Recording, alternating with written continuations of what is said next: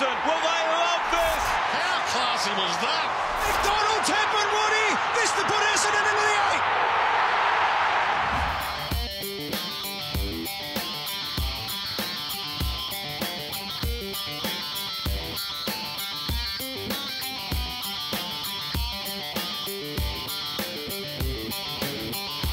Bomber fans, welcome back to the footy panel. Now, Scotty, there was talk Tim Watson was going to be our guest this week, and then apparently Joe got word of that and said, we traded up. He said, pipe down, Wispy, this is my moment in the sun, and he's here. Joe, I don't is that think true? You weren't offering enough cash. He only does things for cash deal, man. So. We heard that too. Yeah. Late call up. How's the weekend off, Joe? You've had, well, I guess, 2 of the last 3 weekends off. You must be feeling pretty fresh. Yeah, it was lovely. Yeah, it was got away for the night on Saturday, and then went and watched the VFL play yesterday. Unfortunately, they couldn't quite do it, but I think it came at a good time for us. We've got a few guys who are under some injury clouds, and hopefully the extra week has given them an opportunity to get over them. What's your thoughts on the weekend off? If you're a top 4 team, I imagine you enjoyed it. Yep. If you're a top 4 team, would it concern you that you're giving 5 to 8 a better chance than they otherwise would have if they didn't have the week off? I think that they are given a better chance, but you get what you deserve in this game, and if you deserve to win, then you win. And I think as a consumer for the product, it makes it far more exciting for fans of those teams finishing from 5 to 8. If you've won enough games and you earned the right to have the double chance, you still get it. But everyone can go to the footy as a supporter of a finals, seeing the best players play because they're fresh, and also being able to feel like their team's a real chance to win. The last couple of final series you've played in, the team's been between 5 and 8, and obviously without a week off. Do you feel the team's a better chance of success with that week off this time? Well, I think the Bulldogs proved that that it can be done. It's the first time, I think, since the Crows did it back in sort of 97, 98, where a team won from outside the top 4. So they've shown that it's possible. But I also feel like it gives the teams, the best teams will prove themselves to be the best teams in September, and that's when the best teams are playing. And I think what you want is you want the best players available for the best possible product, and that means that if Joel Selwood gets an extra week off to play, it means it's going to be a high quality game, and that's what fans want, and I think that's the best way forward. How do you feel going in? Yeah, good. Feel fresh. I mean, I had the week off against the Gold Coast, came back, played that one game, then another week off. I mean, I suppose if it could play every second week, you might be able to keep playing another year, but it's not the reality of AFL footy. But I think it means that our group is feeling good, body's feeling good, and we're just really excited. You felt considerably better each time you've had a week off this year following up. It has made a difference. It's made a difference to me, and maybe it's been exacerbated by having 12 months out of the game. I think it probably has, but certainly feel like after a break, the body feels fresh, and that's probably been the toughest thing I've found, is trying to back up every week. What were your emotions like when the siren rung against Fremantle and you knew you'd be playing at least one more final on a personal level? Yeah, really excited. I think I would have been... there was obviously trepidation about not knowing, and going into that game, could this be my final game? Could it not? I'm not sure. Whereas now I know, going into every game, this will be the final one if we lose. So there was a little bit of that uncertainty, and it was just a lot of relief after that Fremantle game. Does the performance against Sydney last time, although not getting the 4 points, weigh into this week? Does it give the team confidence? Is it irrelevant? I think it's relevant. Yeah, I think it's relevant. I think you draw on how you performed against the side last time. I think they're probably going better than what they were when we played them in the middle of the year. They've been the form team since after really round 6 of the competition. So, but I feel like we match up against them well.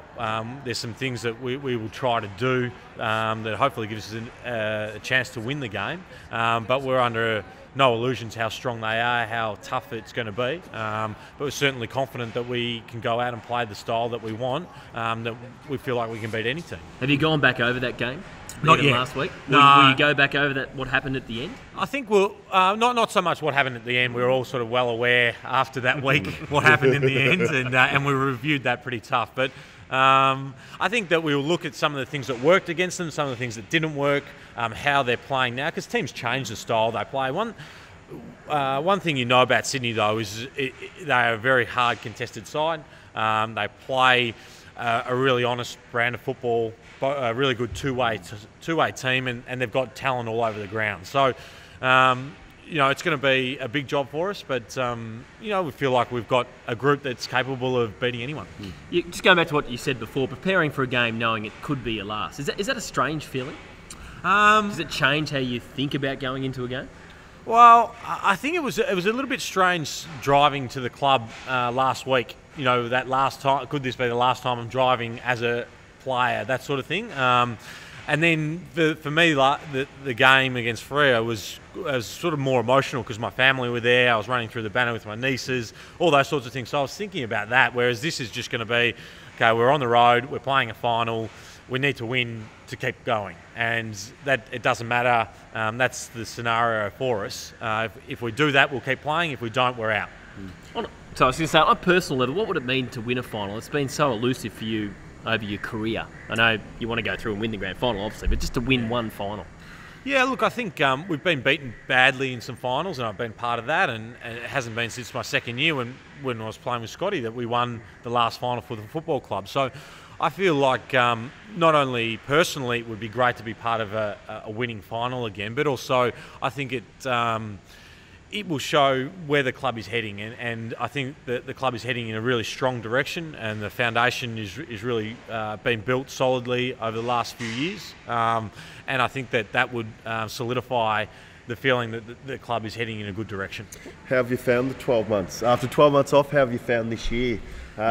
Challenge, what you thought it would be, enjoyment, mentally draining, all of the above? Yeah, a little bit. How have you found it? Yeah.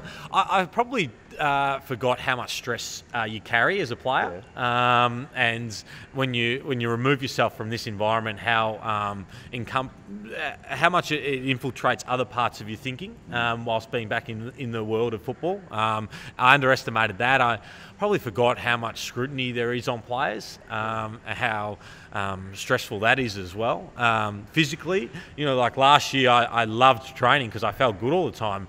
This year, I feel terrible, so you don't realise what you put your body through until you don't do it anymore. And so to come back and do that again, I think I've found that tough as well. Has the game changed? I think it's sped up. Yeah, I've certainly noticed some games where there just doesn't seem to be any stoppages. There's quarters where there was, I think we played the Bulldogs and there was 10 stoppages in a quarter, and that was a bit foreign to me about how I remember playing. It'd be interesting to see what the finals throw up. I mean, traditionally they become a lot tighter, more physical contest, and that might revert back to what it was a couple of years ago. Yeah. Plenty of people have been analysing your form from the outside, but when you've sat down and assessed yourself, have you been assessing yourself on what you did in previous years, or have you been sort of, okay, I've had 12 months out of the game, things have changed, and you're not maybe as hard on yourself? How have you sort of assessed your own form this year? Yeah, I think I probably haven't been as consistent as what I was previously, and I think it's probably a reflection of the body and ageing and being out of the game. And I guess if you're constantly trying to compare yourself to what you were when you're in your prime, you're going to be disappointed, aren't you? And then you'll be just living in the past, really. So I found that I probably haven't had the influencing games that I used to be able to, but that there's been, when I'm feeling good and the body's feeling good, I've been able to contribute as well. But that's a natural progression, like you sort of phase out of footy and you hope that the people underneath you can go and fulfill the role that you used to play, but you can still contribute in other ways. Seems that, and Jules said, enormous scrutiny on you as a result. And you try and weigh up whether it's been because you had 12 months off with your teammates that scrutiny was going to be on you as a result, or because of it may or may not be your last year, but it seems to have gone to a new level. Does that have a negative influence over playing groups, this amount of scrutiny that are now on players? Speaking from your, perhaps you're on the inside and seeing that scrutiny on you, is that challenging players in ways that they haven't been challenged before and how they counter it? We see a lot about mental health and the issues that players face now. Yeah, I think what I have found, and I have been surprised at the level of scrutiny, and certainly when you remove yourself from it and then to come back into it, it's really, I feel like it's changed dramatically in a 12-month period of time. What I do feel like is that the players separate themselves more and more, and we're almost become a bit more isolated from the scrutiny around us. And I think it's a coping mechanism because of the level of it. What I don't feel is healthy is when you get those guys who's internalising so much to just so that it's like a coping mechanism for them, which I don't think is what you want at all. You want people to be able to. You want a level of transparency and that relationship that players can have with media and things like that. But I do feel like there's an added level of sensationalism to commentary now, which I think it means that there's a lot of junk that gets spoken about just to sell, and that I don't think players understand that, and I feel like they're not at a level of maturity to understand that. They really shouldn't have to. Literally as truth, exactly, rather than opinion. And so that for people who are involved in football clubs, it's very emotional, and so players take everything personally, and that is that's not a nice situation for people to be constantly scrutinised. Can young players be prepared for that at TAC Cup level, or is it something they just can't learn until they get in the system and see it firsthand? No, I don't think you can prepare yourself for it, and it'd be interesting to see, like if it was on the other foot, like if there was such scrutiny on the other side, how people in commentary positions would cope with that. And people who have been coaches probably get a really good understanding about what it's like to be heavily scrutinised. But there's also, I think there's merit in people, if they can, stepping over each other's sides and experiencing what it's like to be in the media, what it's like to be a player, all that sort of thing. Yeah. Now, plenty of questions coming in from the Twitter page at Essendon FC. Just on this weekend's game, as you mentioned, it's quite often a stoppage game in finals. We know the Swans are a stoppage team. Who do you think your likely opponent could be come Saturday? Yeah, I sort of played on a fair bit on Josh Kennedy, and he fixed me up during the year. So I think, I'll probably be him, Luke Parker. We'll have Isaac Heaney will be in there. Our midfield, we have some flexibility in there. We've got some big body mids. We've got some outside runners. So I think that, as do the Swans. So there'll be a fair bit of numbers going through the midfield, I think. But like most games, it's won and lost there. You mentioned that you feel the team's building. What excites you most about this list for the short term? I think that there's a group. There's probably about 5 or 6 players who are all going to come through at a similar age bracket, who are really high quality players and individuals. They're sort of like pillars that you can build clubs around. And I think that when you get a period of time where you have that many in one period of time, they can grow together and grow a side and a culture together. And that's what excites me most about the team is how fortunate we are to have those kinds of people and players all in a 3 or 4 year age bracket. A couple of different ones from the fans. How much is the fashion stakes going to suffer at the club when you're out of there? Well, I think severely, this is my honest answer. I think the boys are going to try and keep up a bit of a tradition where someone has to arrive the day before in their best kit and they just alternate it. But, I mean, the standard will never be set as high as what I can. Is there someone coming through with some who's talent? going to take the baton? Yeah, well, I have some real concerns about that, and I think I'm going to have a little bit of an education session with just about colour combinations. How many is too many, those sorts of things, what styles go with what. I'm just trying to work out exactly who I'm going to impart the knowledge on. Who's the poorest then at the club? There's a lot who can't be saved. Yeah, there's a lot of tracksuit pants and thongs. Some of the guys, I don't want to single anyone out, but you will. Yeah, I mean, Mason Redmond's starting from a long way back, and that's unfortunate for a kid from the countryside of Adelaide. Well, he's up against it. Yeah. Severe handicap, isn't it, to start with? There. Yeah. And what about the old man? He thinks he's pretty funny sometimes. Do you cringe at some of the jokes that he goes with? I find him quite humorous, actually. I mean, I must admit, I do. Sometimes Tim finds himself quite humorous, doesn't he? He does. He a very dry sense of wit, and he does I find myself chuckling a few times at some of the things he says. Yeah. And the number 4, a couple of people are asking, why number 4? Did you have a choice of wearing number 4? How did that come about? No, Sheeds gave it to me. Sheeds just said, as he did back then, number 4 is available. Would you like to take it? And I said, yep, I'd love to. I think Fish had worn it the year before I arrived, and it was available, and that was it. Now, a story going around this morning that Mark Evans has contacted Luke Hodge to try and get him up to the Gold Coast. If he calls you, any chance? Well, my girlfriend moved from New York to Melbourne for me to study. I don't know if I could ask her to go to the Gold Coast. So she's here studying, and we'll be here in the next 12 months anyway. What other plans post-footy in the first 12 months? Well, I'll be here, really. I've got a couple of businesses in New York that I'll go back for, spend some time there. But I've also got a business here that I'll be looking to do more work in.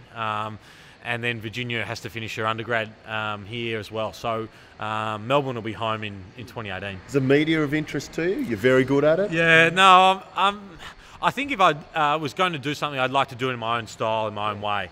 So there might be an opportunity to do it in a slightly different way, and that might be appealing to me. How important has this year been for you in terms of, I think, rediscovering a love or an appreciation of football? Was that really critical for you? Yeah, and it was critical to come back and to leave the game on my own terms. Yeah. I thought that was really important. Yeah. And there were some really important moments that we've had this year as a group that I really was excited about having, and really thankful that I did. And, you know, whether it was coming back to the club as a group, playing that first game, just the events and seeing the development of the young guys has been, I found it to be really enjoyable, and also seeing where the club is going and knowing that it's in a really good spot. That I found really fulfilling. Has there been a standout moment? I mean, a lot of the boys coming back mentioned the Hawthorn game round 1. Has there been a standout feel-good moment? I was really nervous for the Hawthorn game, so I didn't, I was really surprisingly nervous about it, so I didn't sort of enjoy it as much as other games. I mean, being able to stand out and, listen to the last post and Anzac Day and that sort of thing, and being able to play in front of the MCG, playing in front of the home fans, and the thing I've probably enjoyed most out of this whole year has been to be able to enjoy it with my niece. She comes to the games, she understands what I'm doing, she comes down to the rooms after the game, she ran out with me. That's to be able to share that with her has been the thing that I've enjoyed the most. Well, Joe, we better let you go. You've got a training session to get to. Thanks so much for stopping by. Good luck on Saturday, and we hope you've got 4 wins left in you. I've got 4 games left in me, so let's see. Yeah. That's all, just 4. That's it. Good. Well, thank you, Jobe. Scotty, we'll see you next week. And Bomber fans, remember, if you can't get to the game on Saturday, the Bomber buses are heading up, and here, Colonial Brewing Company, the game will be on live. Open training session Friday as well. Make sure you get there, and we'll hopefully see you next week on the footy panel after a big Bombers win.